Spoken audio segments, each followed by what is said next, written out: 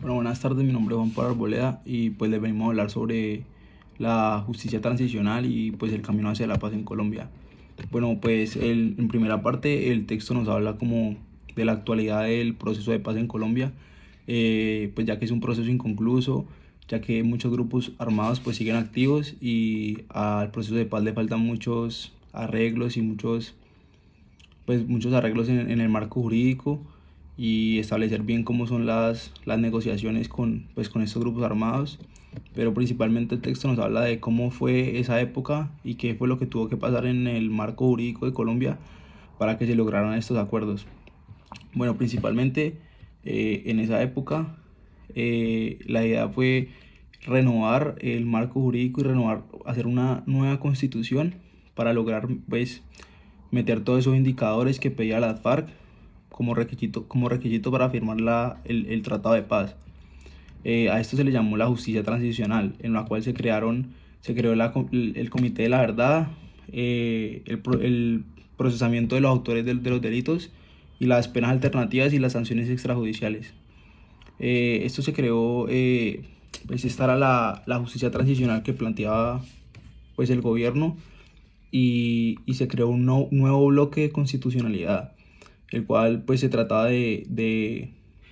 pues en el cual iban dentro todos estos indicadores que pedía la FARC eh, eh, en la mesa de La Habana, que fue la mesa más importante del tratado, en la cual la FARC pidió, pidió dos cosas como importantes que se incluyeran en la nueva constitución, que era su gran participación política y una reforma agraria.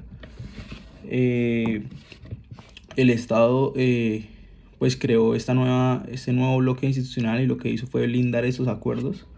ya establecidos pues para que en un futuro no hubiera ningún tipo de problema con estos acuerdos. Más adelante pues vino lo que fue el plebiscito, ya cuando el acuerdo de paz estaba totalmente ya estructurado, cuando ya estaban todos los acuerdos y pues como ya todos sabemos pues ganó el no con una muy baja participación pues de la población, menos de un 50% de la población participó, la cual eh, pues se dijo que no era algo real, no eran cifras reales por la baja participación de la gente, pero igualmente pues al Estado le tocó hacer múltiples cambios en la pues en el Tratado de Paz, ya que pues el porcentaje de votos fue a favor del no. Eh, ya para concluir esta parte, el gran problema que hubo con las FARC y lo que en gran parte demoró la firma fue el hacer cumplir la justicia transicional, ya que las FARC pedían, como se dio, penas extrajudiciales, rebajas de sanción, pero ahí entraban pues los comités internacionales de los derechos humanos, ya que pues como todos sabemos pues la FARC ha cometido pues delitos de lesa humanidad y entonces en ese punto ese fue el punto de quiebre en donde el gobierno tuvo que ceder puntos, pero no como al principio que estaba cediendo pues ya demasiados puntos a favor de la FARC, la cual ellos pues no iban a pagar en sí pues todo lo que habían cometido, eh, todos los crímenes que habían cometido y no iban derecho a la ley. Entonces este fue el punto de quiebre en el cual el Estado tuvo que ceder unos puntos, pero también recuperó algunos que había perdido y pues esta fue como la justicia transicional pues que tuvo que haber muchos cambios jurídicos para que el proceso de paz se lograra establecer de la mejor manera. Bueno, ahora entramos a hablar de la justicia transicional, que la justicia transicional no puede construirse sin que se hayan fijado unos límites aplicativos sobre los cuales se configuran sus competencias materiales y subjetivas. En sí, la Constitución, a fin de cuentas, es siempre la norma que otorga la imprescindible cobertura y la efectividad jurídicas a la aplicación de las obligaciones que se adquieren en la esfera internacional. El marco normativo para la paz, si está bien fundado sobre principios constitucionales basilares de un Estado de Derecho, tiene que complementarse, primero que todo, con la remisión y cumplimiento de unos parámetros normativos que derivan de aquel derecho supranacional o convención. La justicia transicional se distancia de los objetivos que caracterizan a la justicia penal o pues también conocida como la justicia institucional. Se trata de una justicia enfocada no a la retribución o al castigo de los culpables, sino principalmente a la restauración y reparación. Su finalidad no se centra en la punición o el castigo de quienes han cometido una infracción tipificada por el derecho penal. Eso no quiere decir que pues perfectamente sigue existiendo la posibilidad y coexistente de complementariedad con la justicia retributiva de los sistemas judicial y jurídico penal tradicionales. La idea principal de la justicia transicional no se apoya solo en la afirmación y el fortalecimiento del Estado de Derecho, en cuyo marco jurídico se obtiene el reconocimiento de las víctimas en cuanto a sujetos de derecho. También desarrolla, por otro lado, con el objetivo último de lograr la pacificación y restablecer la democracia, una importante, pues, que es una función expresiva. Y ahora entramos a hablar del derecho constitucional como presupuestos legitimadores del proceso de paz, del acuerdo de 2016. Creo que todo la paz es un derecho y un deber de obligatorio cumplimiento. Quiero abrir pues con eso. ¿Por qué? Porque la Constitución colombiana de 1991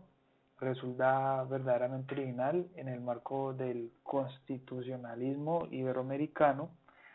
a reconocer la paz como un derecho o los ciudadanos de ese país. También el supuesto axioma, pues no supuesto, el axioma más bien de la paz se puede imponer a la mayoría, será pues muy imprescindible circunscribir que la mayoría se refiere o afecta este supuesto dicho, supuestamente como el objetivo constitucional de procurar la paz en la sociedad colombiana, porque pues puede imponerse frente a una mayoría electora.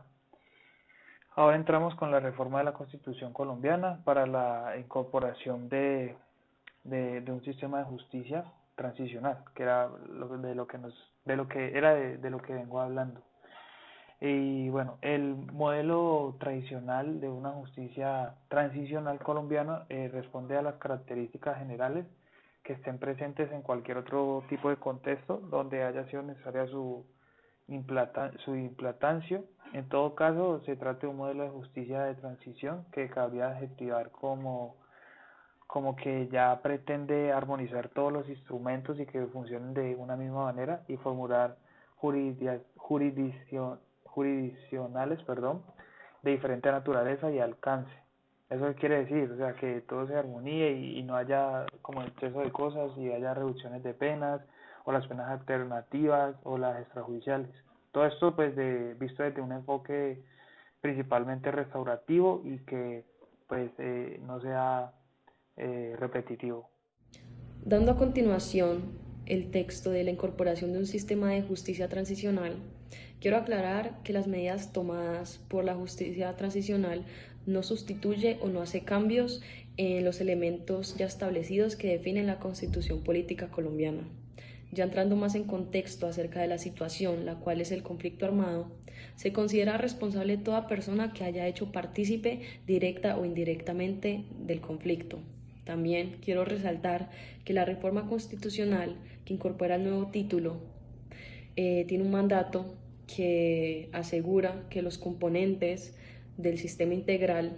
se dan bajo unos principios que aseguren la seguridad de las víctimas, mayormente aquellos que son más vulnerables, como son los infantes y las mujeres. Para un mejor manejo y una mayor efectividad del proceso de la paz, se aspira y se desea que el sistema integral pueda tener su autonomía en aspectos funcionales y presupuestarios, y esto se puede dar mediante una provisión presupuestal en un plan de inversión para la paz. Mencionando dos componentes muy importantes de la justicia transicional, está la Comisión para el Esclarecimiento de la Verdad, Convivencia y la No Repetición. Esta es una entidad autónoma en aspectos funcionales y presupuestales, los cuales se encargan de buscar y desvelar potenciales responsables para que puedan responder ante la justicia. Obviamente esta entidad respetando y sin pasar por encima del ámbito fiscal. La otra es la Unidad de Búsqueda de Personas Dadas por Desaparecidas, la cual también es una entidad autónoma en estos dos aspectos que ya mencioné y es una entidad humanitaria y extrajudicial, la cual, como lo dice el nombre, se orienta en la búsqueda de personas desaparecidas, ya estén vivas o muertas, que se dieron durante el tiempo del conflicto armado. A pesar de tener cierta libertad, tienen sus limitaciones, la cual es que no pueden entrar en discusión o pasar por encima de la investigación de las autoridades judiciales que tengan un proceso abierto o estén en curso. Además, también deben garantizar la participación de las víctimas y de las entidades que representen a estos. En el sistema integral, la Jurisdicción Especial para la Paz, o abreviadamente la JEP, es un instrumento que se encarga de hacer cumplir las condiciones del nuevo título constitucional, teniendo como objetivo sobresaltar o hacer relucir los siguientes conceptos, lo cuales son justicia, verdad, derechos de las víctimas y la seguridad jurídica. Sin embargo, los nuevos delitos que se presenten después de haber hecho la firma de estos acuerdos no entran por parte o no entra como una responsabilidad de la JEP. Las condiciones exigidas para ser beneficiario de las vías procesales de la JEP son 3. La primera es decir la verdad plena, la segunda, hacer la reparación de las víctimas, y la tercera es la no repetición. La primera es un concepto muy importante, ya que con esta se define mucho lo que es la reparación de las víctimas y la garantía de la no repetición. El organigrama de la JEP está estructurado en varios órganos, lo cual lo da el Tribunal para la Paz, que se configura como una máxima instancia judicial, el cual le da poder para la revisión de sentencias y dictar resoluciones que adquieran una firmeza. La competencia procesal también tiene sus limitaciones, como la que no se puede anular o invalidar o dejar sin efectos las decisiones que hagan la JEP, y las relaciones dictadas por la Corte deberán ser remitidos al Tribunal para la Paz, donde ahí se analizará cuáles son las medidas o qué se puede hacer para el restablecimiento del derecho vulnerado de las víctimas. El Tribunal de la Paz también está autorizado a decidir sobre aquellas situaciones donde no se le vea viable la aplicación de sanciones o de hacer un proceso penal. Entonces aquí entra el Tribunal de la Paz, donde es autorizado para tomar cualquier medida necesaria. La adopción de este beneficio requiere que el acusado reconozca la verdad completa y que haga el cumplimiento de satisfacer el derecho de las víctimas, al igual como ya lo dije, resultando en una no repetición. Al final hablaremos un poco del papel de la jurisdicción constitucional en el proceso hacia la paz y en la materialización de los acuerdos en el posconflicto.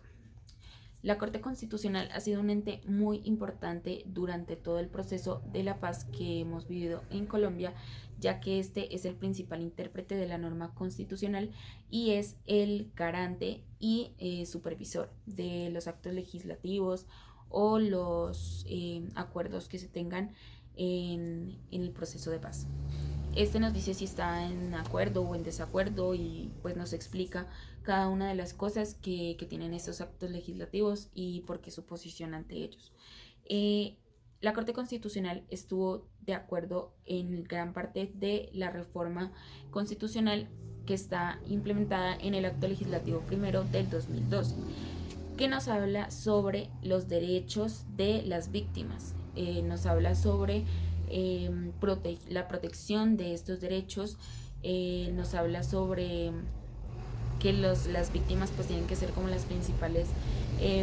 beneficiadas de este pues proceso de paz, ya que podrán obtener la verdad, podrán obtener justicia pues para su caso o las cosas que hayan sido víctimas. Pero también nos habla de los victimarios y nos habla de la justicia que se va a implementar sobre ellos. Nos habla de que a los principales actores de actos criminales muy fuertes se les va a implementar una condena distinta a los pertenecientes a los grupos, pero que no realizaron actos criminales tan fuertes o que por una u otra razón pues estuvieron ahí, pero como por obligación o bueno, otro tipo de cosas, pero los principales condenados y los que recibirán como la justicia pues más bien establecida y recibirán más condena van a ser las personas actoras de los hechos criminales más fuertes, como podría ser pues genocidios o pues que cosas que vulneren mucho los derechos humanos fundamentales. Las sentencias más importantes que ha sacado la Corte Constitucional sobre el proceso de paz es la sentencia C-579 del 2013-1 y la sentencia 577 del 2014. Los derechos principales en los que se basa o en los que se está rondando pues para hacer la justicia es el derecho a la paz, el derecho a la reconciliación, derecho a la reparación, derecho a la verdad y el derecho a la justicia. El enjuiciamiento de las graves violaciones a estos derechos pues es algo que se tiene que hacer porque pues a pesar de que se les ha dado grandes garantías y se ha tratado de implementar y de incluirlos nuevamente a la sociedad colombiana, los actos criminales más fuertes pues no pueden quedar impunes. Y la justicia también, los hechos con los que va acorde la justicia que se va a implementar, no van en contra de los pilares de la Carta ni tampoco de los derechos humanos de los victimarios. Lo que se quiere llegar, al punto que se quiere llegar con todo esto es a la desmovilización efectiva y a la entrega de armas total. Las personas que, como anteriormente les dije, fueron pertenecientes, ya son desmovilizados y no cometieron como actos criminales muy fuertes, pueden participar políticamente como cualquier otro ciudadano colombiano, ya que esto hace parte de la integración de estas pues, personas en la sociedad colombiana. Las personas que no van a poder participar políticamente van a ser las personas que hayan cometido crímenes de lesa humanidad o genocidios. En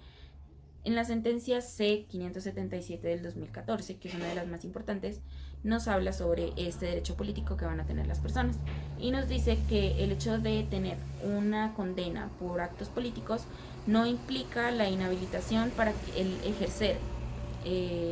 públicamente un puesto que se haya elegido por participación popular. También algo muy importante de lo que está en el acto legislativo y lo que ha salido en todo el proceso de paz es la sentencia C-379-16 del 18 de julio del 2016 y esta nos habla del referéndum y del plebiscito. Han habido muchos referendos y plebiscitos con respecto al proceso de paz, pero no se ha notado mucho la participación ciudadana en estos. Entonces, para que estos sean válidos, o sea, tiene que haber una probabilidad, tiene que superar la estadística que se tiene pues programada para eso. Pero los más grandes no lo han hecho, entonces se quería principalmente con esto como dar una aprobación más, aunque estos no iban a decidir completamente el rumbo de los actos de paz, pero iban a ser una opinión importante, pues siendo pues por participación popular. Este era el principal como objetivo, pero al ver como tan bajo la estadística de participación, pues como que ya no se, aún se sigue como teniendo la idea de tomarlo en cuenta, pero pues ha disminuido mucho. Aparte de que el referéndum o el plebiscito tienen como acto principal, o sea, no van a definir algo en sí, y si lo definen, si hay muchísima participación, lo van a definir sobre un ente principal, podría ser por ejemplo el presidente, pero no pueden decidir entre todos los entes judiciales. Entonces, pues esto realmente ha sido un proceso muy largo. También pues se han creado muchas cosas como el Fast Track, que es el procedimiento legislativo para la paz. Han habido cosas también, pues problemas con lo del Parlamento, ya que el Parlamento quiere su propia autonomía, pero el Congreso siempre tiene que estar como unido, pues tienen como que ir de la mano porque el Congreso no puede salir tampoco del proceso de paz. Entonces, en ese proceso han habido muchas implicaciones de todos los entes judiciales, entonces es muy difícil el acuerdo de todos, pero pues principalmente la Corte Constitucional ha estado de acuerdo con la mayoría de actos y del acto legislativo mencionado anteriormente. Entonces se ha querido como implementar un bloque constitucional, ya las cosas que se registren en el último acuerdo de paz que ya se firme para tener un respaldo, ya que pues hay personas y ciudadanos que todavía no han sido enterados o a veces se vulneran los derechos de los desmovilizados y también de las víctimas. Entonces cuando ya haya un acto ya final o un acuerdo de paz final firmado y todo, ya como que se podrá tener una sustentación base sobre un bloque constitucional para validar tanto los derechos como de las víctimas como de los victimarios.